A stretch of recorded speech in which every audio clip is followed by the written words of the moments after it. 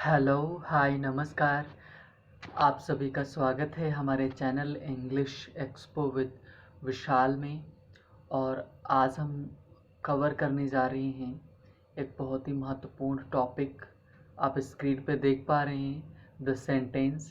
Sentence क्या है, इस और भी कई सारी चीज़ें हम इस सेशन में डिस्कस करने वाले हैं। तो आप जैसा देख पा रहे हैं कि जो हमारी प्रीवियस वीडियोस रही हैं तो उसमें हमने कैसे चीज़ों को कवर किया है हमने।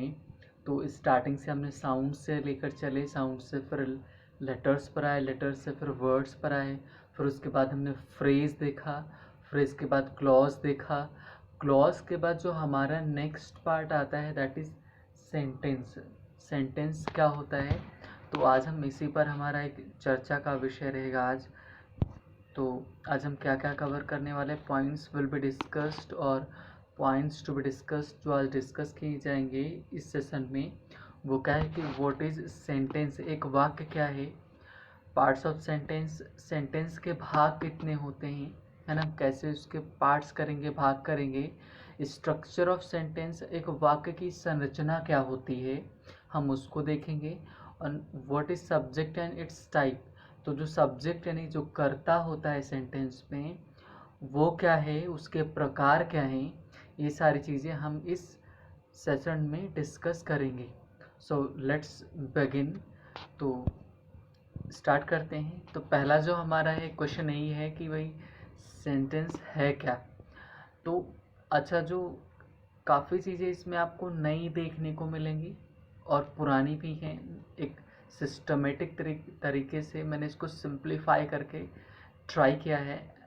तो स्टार्ट करते हैं कि सेंटेंस का एक वाक्य क्या होता है ना। तो वाक्य की डेफिनेशन क्या है, कई तरह से हमको मिलता है, तो हम उन्हीं को ट्राई करेंगे कि एक आइडियल डेफिनेशन क्या होनी चाहिए। तो उसी को हम पढ़ते हैं। लिखा हुआ है अ वर्ड, क्लॉज और phrase, group of clauses or phrases forming a syntactic unit which expresses an assertion, a question, a command, a wish, or an exclamation, usually begins with the capital letter and concludes with appropriate punctuation. Clear. तो ये जो definition है, ये आपकी जो definition ली गई है कि मैरियम वेबस्टर ऑथेंटिक डिक्शनरी है वहाँ से ली गई है ना। तो एक्चुअली में सेंटेंस है क्या, आप हिंदी में अगर इसको देखें तो एक सेंटेंस एक वर्ड भी हो सकता है ना, क्लॉज भी हो सकता है, फ्रेज भी हो सकता है, और ग्रुप, क्लॉजेस का जो ग्रुप हो सकता है, फ्रेज जो क्या करे, फॉर्मिंग अ सिंटैक्टिक, सिंटैक्ट के बार बार वर्ड आता है, मीन्स सिंटैक्स से बना हुआ। सिंटैक्स क्या क्या होता है, जो ग्रामर के नियम हैं उनके हिसाब से, है ना। तो एक सेंटेंस क्या होता है कि शब्दों का एक समूह होता है, फ्रेजेस का समूह होता है, क्लॉजेस का एक समूह होता है, एक जिसमें क्या होता है एक सिंटैक्टिक यूनिट है, मतलब नियम के अनुसार, जो ग्रामर के नियम हैं उनके अनुसार एक पूरी इसकी संरचना होती है, विच एक्सप्रेसेस, जो व्यक्त करता है, वो सेंटेंस बताता है, मतलब जो शब्द होते हैं वो बताते हैं, क्या बताते हैं, अजर्शन बताते हैं, एक कोई स्टेटमेंट रखेंगे, कथन बोलेंगे, क्वेश्चन उठाएंगे, कमांड देंगे, या कोई इच्छा अपनी जाहिर करेंगे, या कोई एक्सक्लेमेशन होगा, मीन्स आश्चर्य वाली कोई चीज़ होगी उस पर वो बोलेंगे।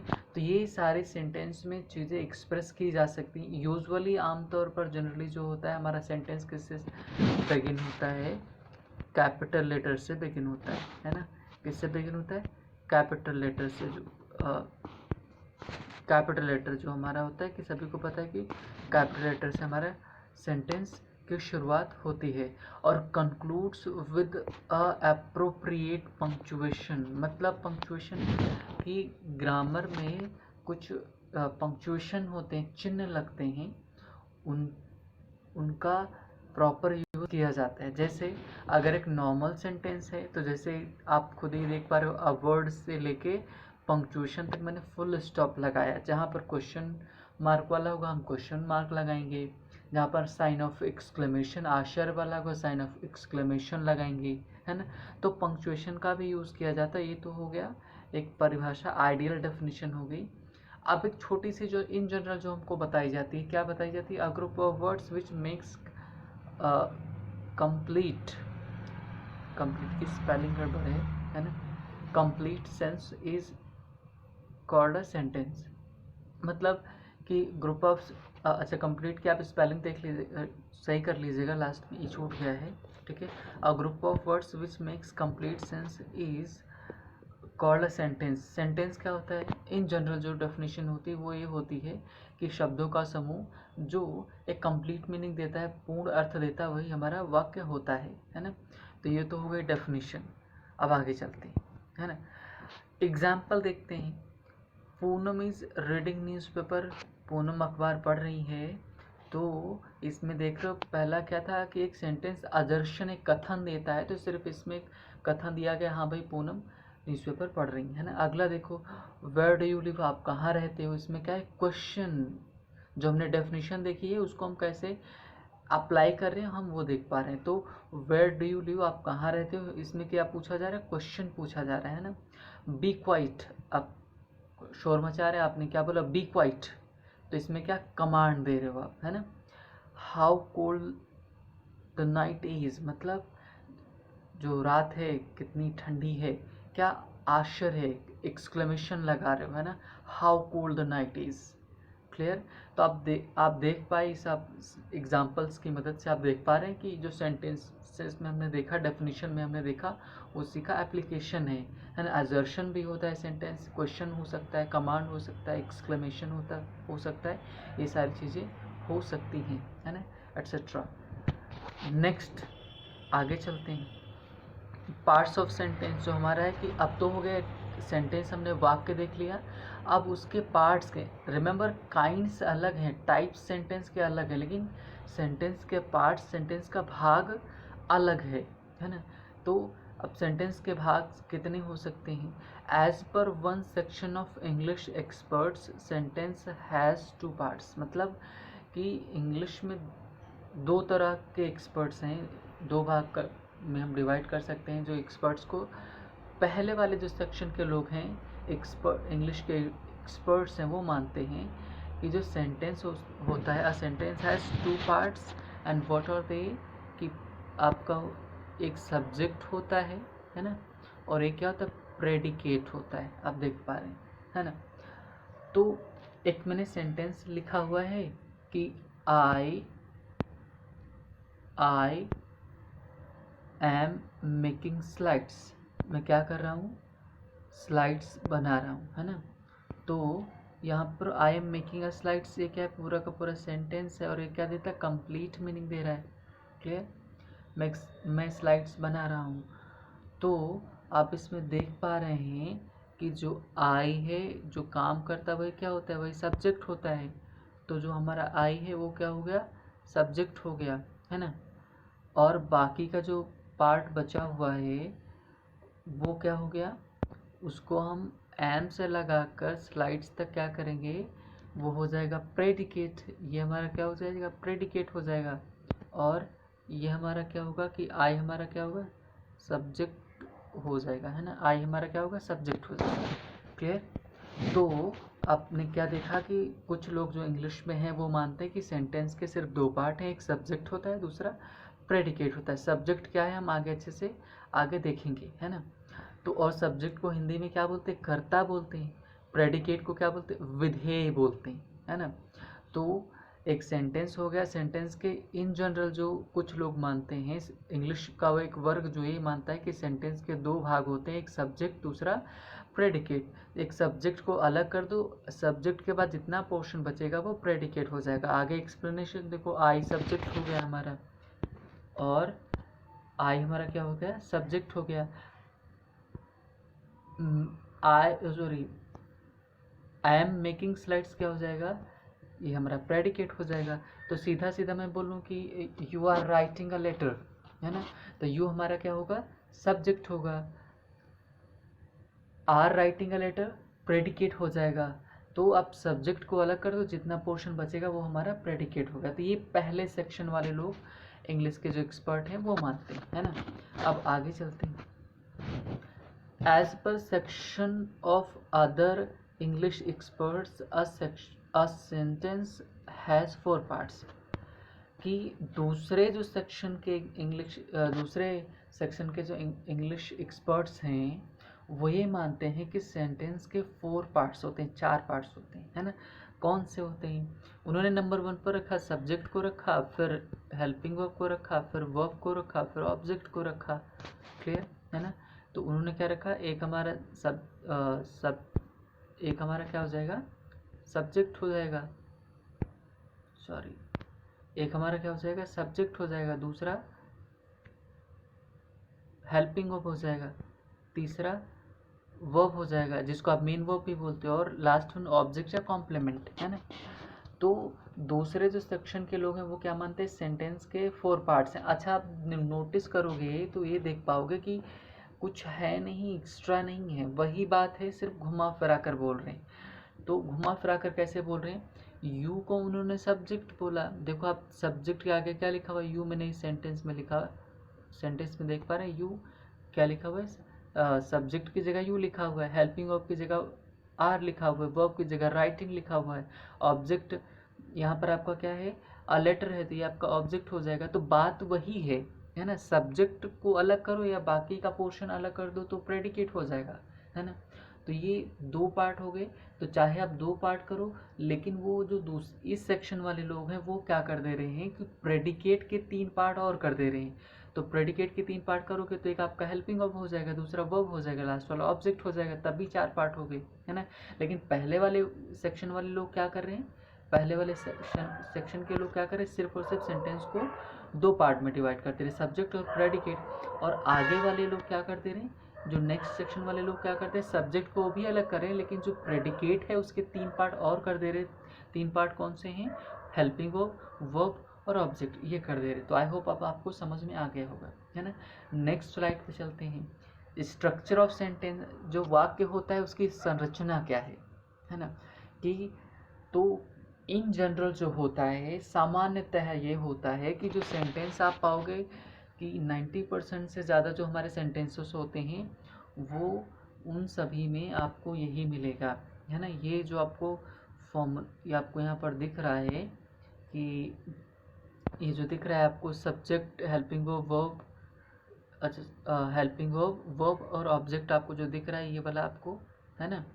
ये जो आपको पूरा का पूरा पोर्शन दिख रहा है, ये इसको बैकबोन ऑफ इंग्लिश बोला जाता है। क्या बोला जाता है, बैकबोन ऑफ इंग्लिश। अच्छा, हमारी बॉडी में बैकबोन का काम क्या होता है कि रीढ़ की हड्डी अगर हमारी बॉडी से हटा देंगे तो वीक हो जाएगी, मतलब ये सबसे इम्पॉर्टेंट पॉइंट है। तो उसी तरह इंग्लिश में भी हमारा क्या है, जो स्ट्रक्चर है आपको दिख रहा है, सब्जेक्ट, हेल्पिंग वर्ब और ऑब्जेक्ट, ये हमारा क्या है ना, ये बैकबोन ऑफ इंग्लिश है। बैकबोन ऑफ इंग्लिश है, मतलब रीढ़ की हड्डी है इंग्लिश की, कि ये आपको स्ट्रक्चर अगर आता है तो आपके सेंटेंसेस आसानी से आप चीज़ें कर सकते हो, इंग्लिश में बोल भी सकते हो, लिख भी सकते हो, पहचान भी सकते हो, है ना। तो सब्जेक्ट हो गया, स्ट्रक्चर क्या है, सब्जेक्ट, हेल्पिंग वर्ब और ऑब्जेक्ट। तो एक मैंने सेंटेंस लिया हुआ है, सेंटेंस क्या है, students are running digital campaign. तो आप जैसे देख पा रहे हैं आजकल क्या चल रहा है कि ट्विटर पर एसएससी का रिजल्ट नहीं आया, रोज़गार काफ़ी ख़त्म हो रहे हैं, है ना, वैकेंसीज कम हो रही हैं। तो उन सब चीज़ों को लेकर ट्विटर पर कैंपेन चल रहा है, स्पीक अप फॉर एसएससी, है ना। तो वहाँ पर वहीं से मैंने एक सेंटेंस लिया कि students are running digital campaign. तो स्टूडेंट्स जो है क्या करते हैं, चला रहे हैं डिजिटल कैंपेन, चला रहे हैं, अभियान चला रहे हैं डिजिटल। अब इसमें आप देखो पहचानो, है ना, कौन चला रहा है, स्टूडेंट्स, मतलब कि स्टूडेंट्स हमारा क्या हो जाएगा, ये सब्जेक्ट हो जाएगा, स्टूडेंट्स हमारा क्या होगा, सब्जेक्ट हो जाएगा, ये जो स्टूडेंट्स हमारा सब्जेक्ट हो जाएगा, आर हमारा हेल्पिंग वर्ब हो जाएगा, रनिंग हमारा वर्ब हो जाएगा, और डिजिटल कैंपेन हमारा ऑब्जेक्ट हो जाएगा। क्लियर है ना। तो ये हो गए हमारे सेंटेंस में हमने पहचाना। इसी तरह आप देखो कि Kalidas has written so many books. Kalidas ने कई सारी किताबें लिखी, तो कालिदास आपका क्या हो गया, कालिदास हमारा हो जाएगा, कालिदास सब्जेक्ट हो जाएगा। क्लियर। हैज़ हमारी हेल्पिंग वर्ब हो जाएगी, रिटन मेन वर्ब हो जाएगी, और सो मेनी बुक्स क्या हो जाएंगी, सो मेनी बुक्स हमारी हो जाएंगी ऑब्जेक्ट। ऑब्जेक्ट हो गया। क्लियर हुआ कि नहीं, है ना। तो ये ऑब्जेक्ट हो गया। अगला देखो सेंटेंस, अगले सेंटेंस में लिखा हुआ है कि यू आर स्टडिंग वेल, है ना, आप अच्छे से स्टडी कर रहे हो। तो ये ज़रूरी नहीं होता कि हर सेंटेंस में ऑब्जेक्ट दिया हो या वर्ब के बाद आने वाला हर शब्द ऑब्जेक्ट हो, ये भी ज़रूरी नहीं, कॉम्प्लीमेंट भी हो सकता है ना। हम आगे भी देखेंगे। तो यहाँ पर आपका क्या, यू सब्जेक्ट हो जाएगा, आर हेल्पिंग वर्ब हो गया, और स्टडिंग हमारा क्या हो जाएगा, एनजी लगा के कॉन्टिन्यूअस में है तो मेन वर्ब हो जाएगा, और वेल हमारा एडवर्ब, है ना। तो ये हो गया हमारा स्ट्रक्चर ऑफ सेंटेंस। तो इन जनरल जो यही होता है, सब्जेक्ट पहले आता है, उसके बाद हेल्पिंग वर्ब आता है, फिर वर्ब आता है और ऑब्जेक्ट आता है। अब एक छोटी सी मैं कहानी सुनाता हूँ, आप कैसे देखो याद रख सकते हो इसको कि कौन पहले आएगा या कौन बाद में आएगा। सब्जेक्ट का मतलब होता है कर्ता, जो काम करे, है ना। तो जो काम करता है, जो मेहनत करता है, इन जनरल यही माना जाता है कि जो मेहनत करेगा वो लाइफ में सक्सेसफुल रहेगा। इन जनरल यही माना जाता है ना। अच्छे से काम करेगा तो वो सक्सेस रहेगा, आगे रहेगा। तो जो काम करेगा वो क्या रहेगा, आगे रहेगा। ऑब्जेक्ट, तो सब्जेक्ट को मान लो काफ़ी मेहनती है, हार्ड वर्कर है ना, तो ये हमारे सबसे आगे आ गया। ऑब्जेक्ट लेज़ी है, मेहनत नहीं करता है, तो क्या करोगे, लाइन में एकदम पीछे चला जाएगा। तो आप क्या करोगे, सब्जेक्ट को मेहनत करेगा तो आगे उठा के रख दिया, और ऑब्जेक्ट हमारा मेहनत नहीं करता इसलिए कहाँ लेके जाओगे, लास्ट में चला गया, है ना। अब बचे हमारे हेल्पिंग वर्ब और वर्ब। मान लो आप इलाहाबाद में हो, ठीक है, आप कहीं रह रहे हो इलाहाबाद में आप, है ना, आप पहले से रह रहे हो, तो आपको इलाहाबाद के बारे में जानकारी है। तो गांव से अगर कोई व्यक्ति आता है, कोई नया लड़का आता है, तो क्या करेगा कि आप कहीं उसको एडमिशन कराने जाओगे, तो आगे कौन जाएगा, आगे कौन बात करने जाएगा, जो यहाँ इलाहाबाद में पहले रह रहा होगा। मान लो आप पहले से रह रहे हो तो आप आगे रहोगे, है ना, क्योंकि आप हेल्प कर रहे हो किसकी, जो गांव से आया हुआ है। तो जो हेल्प करेगा वही क्या हो जाएगा, हेल्पिंग वर्ब हो जाएगा। तो जो हेल्प करता है वो आगे हो जाता है, और जो हेल्प लेता है वो पीछे हो जाएगा। तो आप देख पा रहे हो कैसे, जो मेहनत करेगा, आप कहानी याद रखो, जो मेहनत करेगा वो क्या होगा, सबसे आगे, जो मेहनत नहीं करेगा वो सबसे लास्ट में, है ना। तो ये तो सब्जेक्ट और ऑब्जेक्ट हमारे फिक्स हो गए। अब बचा हेल्पिंग वर्ब और वर्ब। तो हेल्पिंग वर्ब वो व्यक्ति है जो इलाहाबाद में पहले से रह रहा है, जो हेल्प देता है। तो जो हेल्प देता है वो, अगर दो व्यक्ति हो, एक हेल्प लेने वाला, एक हेल्प देने वाला, तो जो हेल्प देता है वो आगे होता है और जो हेल्प लेता है वो पीछे रहता है ना। तो आपने सब्जेक्ट को पहले रख दिया, जो मेहनत करता है, जो मेहनत नहीं करता है ऑब्जेक्ट लास्ट में चला जाएगा। अब हेल्पिंग वर्ब और वर्ब में से क्या हो जाएगा कि जो हेल्प करेगा वो पहले आ गया, जो हेल्प लेगा वो बाद में हो गया। तो आई होप इट्स क्लियर। तो अगर आपसे मैं पूछूं कि ज़रा स्ट्रक्चर बता दो आप क्या होता है इन जनरल सेंटेंसेस का, तो आप क्या बोलोगे, जो मेहनत करेगा वो आगे चला गया, यानी सब्जेक्ट पहले आ गया, है ना। जो मेहनत नहीं करता है यानी कि ऑब्जेक्ट लास्ट में चला गया। जो हेल्प करता है वो हेल्पिंग वर्ब हो गया, और उसके बाद जो हेल्प लेता है वो वर्ब हो गया। अब पूरा एक बार साथ में पूरा ज़रा बोलो, है ना, सब्जेक्ट, हेल्पिंग वर्ब, वर्ब और ऑब्जेक्ट, है ना। तो ये तो हो गया मेथड, एक स्ट्रक्चर आपको याद करने का। ये आपका स्ट्रक्चर स्पीकिंग इंग्लिश में भी काफ़ी हेल्प करेगा, जब हम वीडियोस हम आगे डालेंगे तो उस पर हम चर्चा करेंगे, है ना। नेक्स्ट, अब देखो एक्सेप्शन। अब इस एक्सेप्शन क्या, कि हमने जो फॉर्मूला देखा वो क्या था कि सब्जेक्ट आता है, हेल्पिंग वर्ब आता है, वर्ब आता है और ऑब्जेक्ट आता है। ये इन जनरल फॉर्मूला है ना, माना यही जाता है। लेकिन there are some sentences in which there is no helping verb, है ना, कि there are some sentences they don't have helping verbs, मतलब कुछ ऐसे सेंटेंसेस भी हैं जिनमें हेल्पिंग वर्ब नहीं होती है। एक चीज़ और, हिंदी के जितने भी सेंटेंसेस होते हैं उनमें हेल्पिंग वर्ब नहीं दिखाई पड़ती है, इतना ध्यान रखें। अच्छा, इंग्लिश में कुछ भी ऐसे भी सेंटेंस हैं जिसमें हेल्पिंग वर्ब नहीं रहती है, सिर्फ मेन वर्ब रहती है। जैसे लिखा हुआ है you are a good boy, है ना, आप एक अच्छे लड़के हो, तो इसमें जो है हमारा यू सब्जेक्ट हो जाएगा, और जो हमारा आर है ये क्या हो जाएगा, आर जो है वो क्या है, आर हमारा हेल्पिंग वर्ब नहीं है, मेन वर्ब है। ध्यान रखें, जितने भी हमारे हेल्पिंग वर्ब हैं, अगर इनके बाद कोई वर्ब आती है तो ये गॉड हो जाते हैं, हेल्प करने लगते हैं और वो मेन हो जाते हैं, है ना। तो यानी कि यू हमारा सब्जेक्ट हो गया, आर हमारा वर्ब हो गया। रिमेंबर आर यहाँ पर वर्ब है आपका, और आ गुड क्या हो जाएगा, ठीक है, आ गुड बॉय क्या हो जाएगा हमारा कॉम्प्लीमेंट हो जाएगा। ये ऑब्जेक्ट नहीं, ध्यान रखना, ठीक है, कॉम्प्लीमेंट है। ध्यान रखो कि वर्ब के बाद आने वाला हर शब्द ऑब्जेक्ट नहीं होता है ना। कभी हम इस पर अच्छे से डिटेल में चर्चा करेंगे, नहीं तो मैं फिर से बता दे रहा हूँ, हमारा ऑब्जेक्ट वो होता है जिस पर सब्जेक्ट का असर पड़ता है ना। तो और जिस पर असर नहीं पड़ता है वो हमारा ऑब्जेक्ट नहीं होता है। मतलब रिसीवर ऑफ द एक्शन, जो सब्जेक्ट काम करे उसका, उसको जो रिसीव करता है वही क्या होता है, हमारा ऑब्जेक्ट होता है ना। लेकिन जो आपने सेंटेंस लिखा हुआ you are a good boy, इसमें यू हमारा सब्जेक्ट जरूर है, हेल्पिंग वर्ब इसमें है नहीं, आर हमारा मेन वर्ब है, लेकिन अ गुड बॉय सिर्फ एक कॉम्प्लीमेंट है, एक पूरा कर दे रहा है कि यू के बारे में एक अच्छी जानकारी दे रहा है, दैट्स इट। लेकिन ये ऑब्जेक्ट नहीं, ध्यान रखिएगा, है ना। तो you are a good boy, इसमें हमारा क्या हो जाएगा कि यू सब्जेक्ट हो जाएगा, आर मेन वर्ब है और गुड बॉय कॉम्प्लीमेंट हो जाएगा। तो यू सब्जेक्ट है, आर वर्ब है, अ गुड बॉय कॉम्प्लीमेंट है। तो note such type of sentence have no helping verbs, मतलब इस तरह के सेंटेंसेस में जैसे she is a pretty girl, तो शी, ठीक है, सब्जेक्ट है, आर वर्ब है, बाकी हमारा क्या कॉम्प्लीमेंट है, तो इसमें हमारा हेल्पिंग वर्ब नहीं है ना। लेकिन आपको याद रखना है कि चाहिए कि जो इन जनरल हमारा फॉर्मूला होता है वो ये होता है कि सब्जेक्ट आएगा, फिर हेल्पिंग वर्ब आएगा, फिर वर्ब, फिर ऑब्जेक्ट, है ना। गो फॉर द नेक्स्ट, अगले पे चलते हैं। अब हमने देख लिया कि सेंटेंस क्या है, डेफिनेशन देखा, उसके पार्ट्स देखे, है ना। दो पार्ट हैं, सब्जेक्ट और प्रेडिकेट, लेकिन कुछ और भी लोग मानते हैं जो प्रेडिकेट को तीन भाग में करते हैं, हेल्पिंग वर्ब, वर्ब और ऑब्जेक्ट। अब हम देखते हैं कि subject and it's type, subject क्या होता है और इसके प्रकार क्या है ना।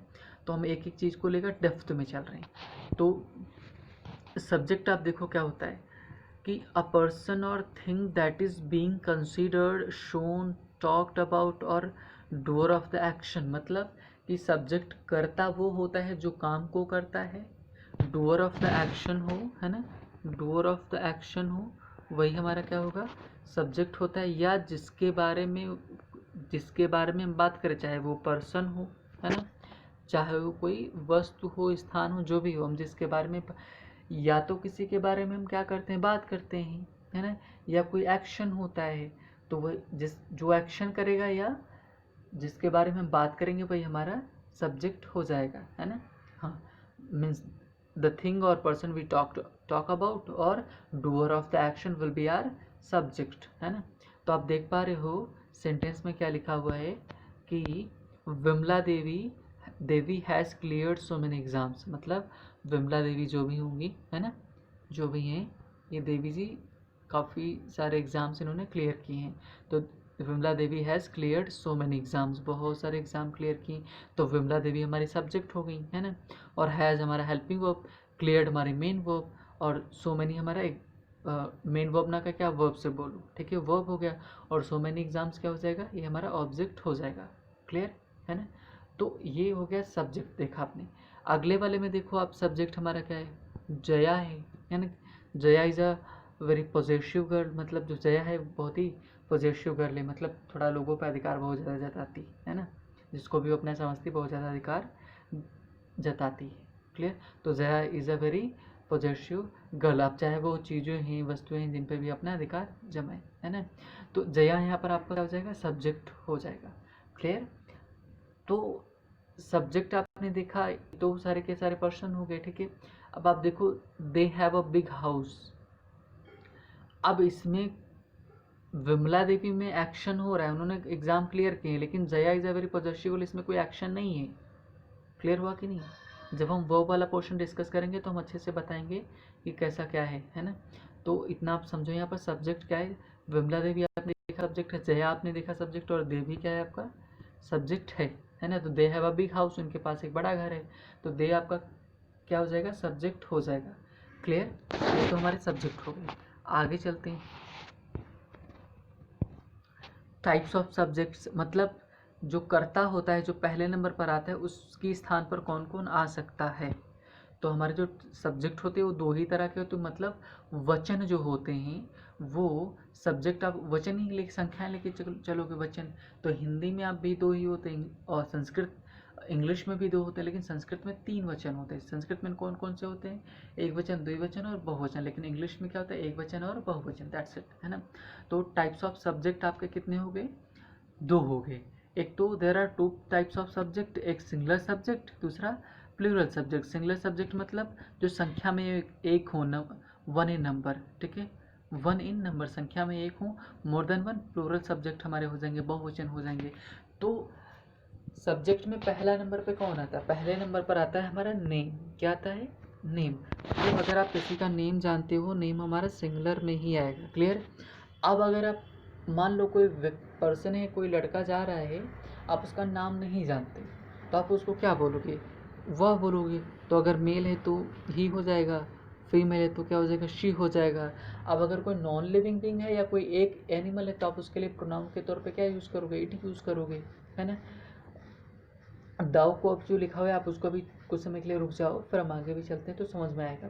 प्लूरल सब्जेक्ट देखो, वी का मतलब हम, ये भी कन्फर्म है। दे का मतलब वे भी कन्फर्म है ना।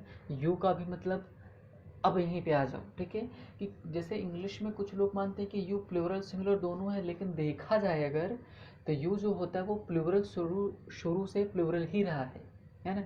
कि अब तो यू का सिंगुलर क्या होता है, ये भी क्वेश्चन होना चाहिए। तो यू का सिंगुलर हमारा होता है दाव। तो ये पुरानी जो इंग्लिश आप देखोगे उसमें दाव लिखा रहता है। तो जो दाव होता है वो सिंगुलर होता है, और इसी का प्लूरल क्या होता है? यू होता है। तो यू हमेशा से प्लूरल रहा है, लेकिन दाव आजकल फैशन में नहीं है, तो इसलिए आप यू को ही सिंगुलर मानोगे और प्लूरल दोनों मानोगे। इसको मैं याद करने का आसान सा तरीका बता देता हूँ। अगर हिंदी में आपको तुम दिखे, तुम सब दिखे, और अगर रिस्पेक्ट देना हो तो आप और आप सब दिखे, तो आप क्या लगाओगे? आंख मूंद कर बंद करके यू लगाओगे। क्लियर हुआ कि नहीं, है ना। तो एक और हमारा एक्सेप्शन देखो, आई बचा हुआ है। तो आई जो होता है वो सिंगुलर है कि प्लूरल है, इसको लेकर बड़ा कन्फ्यूज़न रहता है। क्योंकि अगर आई सिंगुलर है तो इज एम आर में से आई अगर सिंगुलर है तो इज के साथ आना चाहिए, प्लूरल है तो आर के साथ आना चाहिए, लेकिन ये तो आई एम के साथ चला जाता है। पास्ट में जाते हैं तो अगर हम देखें तो वॉज और में आई वॉज के साथ चला जाता है, तो यहाँ तो सिंगुलर हो गया। अब अगर हैज़ और हैव में देखें तो आई हैव होता है, तो आई यहाँ पर हैव हो गया। इसी तरह डू डज में देखें तो आई डू होता है, ना कि डज होता है। तो आई देख रहे सिंगुलर भी है, प्लूरल भी है और नहीं भी है ना। तो इसी वजह से मैंने लिखा हुआ कि आई इज ईदर सिंगुलर और प्लूरल और बोथ और नन है। इसके साथ सब केसेस हैं, है भी, नहीं भी है, और ठीक है, सिंगुलर भी है, प्लूरल भी है, ठीक है, दोनों भी नहीं है, कुछ भी नहीं है। तो इसलिए मैंने इसको एक्सेप्शन में रखा। तो इसको मैं याद करने का तरीका आपको बता दे रहा हूँ कि आई के लिए आप 3 केसेस याद रखो। वो 3 केसेस क्या हैं? अगर इज एम आर आए तो आई को आप किसके साथ लेके जाओ? एम के साथ लेके जाओ। अगर वॉज वर आए तो आई के साथ आई को किसके साथ लेके जाओ? कि वॉज के साथ लेके जाओ, है ना। और थर्ड केस में आई को प्लूरल कंसीडर करो, दैट्स इट। रिपीटिंग, अगर इज एम आर आए, इज एम आर, तो आई को किसके साथ लेके जाओगे? एम के साथ। वॉज वर आए तो किसके साथ? वॉज के साथ। थर्ड केस में प्लूरल कंसीडर करो, तो थर्ड केस आपका कौन सा होगा? डूडस में से आई के साथ डू आएगा, हैज़ो में से आई के साथ हैव आएगा। क्लियर हुआ कि नहीं। विल शैल का बचा तो आप अच्छे से जानते हो कि आजकल विल शैल का यूज धीरे धीरे कम हो गया, तो विल बचा हुआ है तो विल सबके साथ आ जाएगा, है ना। तो ये जब हम वर्ब वाला हेल्पिंग वर्ब का पोर्शन डिस्कस करेंगे तब अच्छे से क्लियर करेंगे, है ना। तो एक बार मैं फिर से रिपीट कर देता हूँ। सब्जेक्ट हमारे 2 हैं, सिंगुलर और प्लूरल। सिंगुलर में कौन आता है? नेम आता है। अगर नेम पता है, मेल है, नेम पता है तो अच्छी बात है। नेम नहीं पता है, मेल है तो ही आएगा, फीमेल है तो शी आएगा, नॉन लिविंग बीइंग है तो इट आएगा, या कोई एनिमल है सिंगुलर है तो इट आएगा, है ना। प्लूरल में देखो, वी हम कंफर्म है, प्लूरल है। दे भी कंफर्म है। यू के लिए मैंने आपको बताया, तुम दिखे, तुम सब दिखे, आप सब दिखे, तो क्या लगा दो? यू लगा दो। आई के लिए मैंने 3 केसेस बताए, रिमेंबर, कि इज एम आर हो, इज एम आर तो आई किसके साथ जाएगा? एम के साथ। वॉज और में वॉज के साथ। थर्ड केस में क्या जाएगा? प्लूरल, यानी कि आई हैव और आई डू। क्लियर हुआ? तो I hope it's clear. Next पर चलते हैं। तो नेक्स्ट हमारी इतनी स्लाइड, तो थैंक यू। आज के लिए लिखा हुआ रेस्ट इन नेक्स्ट, है ना, कि जो हमारा नेक्स्ट सेशन रहेगा उसमें हम इसको कंटिन्यू करेंगे। तो एक बार हम फिर से देख लेते हैं पूरा क्या क्या हमने डिस्कस किया। तो हमने जो डिस्कस किया हुआ है वो हम पॉइंट्स सेंटेंस से चले। सेंटेंस क्या होता है, हमने देखा कि सेंटेंस की डेफिनेशन क्या होता है, इन जनरल शब्दों का समूह होता है जो कंप्लीट मीनिंग देता है। फिर उसके हमने एग्जांपल्स देखे, है ना, कि पार्ट्स ऑफ सेंटेंस देखे तो 2 पार्ट्स होते हैं। कुछ लोग मानते हैं सब्जेक्ट और प्रेडिकेट, लेकिन कुछ लोग ऐसे भी हैं जो 4 पार्ट में करते हैं, सब्जेक्ट को अलग करते हैं, प्रेडिकेट के 3 पार्ट और कर देते हैं। कौन कौन से, हेल्पिंग वर्ब और ऑब्जेक्ट या कॉम्प्लीमेंट, है ना। फिर स्ट्रक्चर ऑफ सेंटेंस हमने देखा, सब्जेक्ट, हेल्पिंग वर्ब और ऑब्जेक्ट हो जाएगा, क्लियर। फिर उसका हमने एक्सेप्शन देखा कि कुछ सेंटेंस हमारे हैं जिसमें हेल्पिंग वर्ब नहीं है ना। फिर हमने देखा कि सब्जेक्ट एंड टाइप्स, मतलब सब्जेक्ट क्या होता है, जो काम करता है, जिसके बारे में हम बात करते हैं, क्लियर। तो टाइप्स ऑफ सब्जेक्ट हमारे 2 तरह के, सिंगुलर और प्लूरल हमने देखा, क्लियर हुआ कि नहीं। तो सिंगुलर में हमारा क्या होता है, नेम होता है और ही शी इट होता है। प्लूरल में वी दे यू होता है। आई के साथ आप एक्स्ट्रा केस पढ़ चुके हो, है ना। ये सिंगुलर भी है, प्लूरल भी और नहीं भी है ना। तो this is for today and thank you for watching, and this is very important because these things are your base, और आपका बेस जितना ज़्यादा स्ट्रॉन्ग रहेगा आपके इंग्लिश में, आपकी उतनी ज़्यादा स्ट्रॉन्ग बनेगी, है ना। तो क्योंकि आप सभी को पता है बेस आपका, अगर बिल्डिंग का बेस अच्छे से स्ट्रॉन्ग है तो बेसमेंट अगर अच्छे से स्ट्रॉन्ग है तो उस पर बिल्डिंग जो खड़ी होगी ऑब्वियसली वो कोलैप्स नहीं करेगी। चाहे आप कितना कॉम्प्लेक्स कर दो, चाहे जितना बोझा ला दो, उसमें कोई प्रॉब्लम क्रिएट नहीं होगी। लेकिन अगर थोड़ा सा भी कन्फ्यूज़न रहेगा तो इशू करेगा। तो इसलिए आई हैव ट्राइड कि चीज़ों को मैं सिंप्लीफाइड करके आपके पास प्रेजेंट करूं, है ना। तो आप अगर एक बार में कोई इशू होता है आप फिर से दोबारा वीडियो देखिए, है ना। इसके पहले वाले भी वीडियो देखिएगा तो और अच्छे से समझ में आएगा।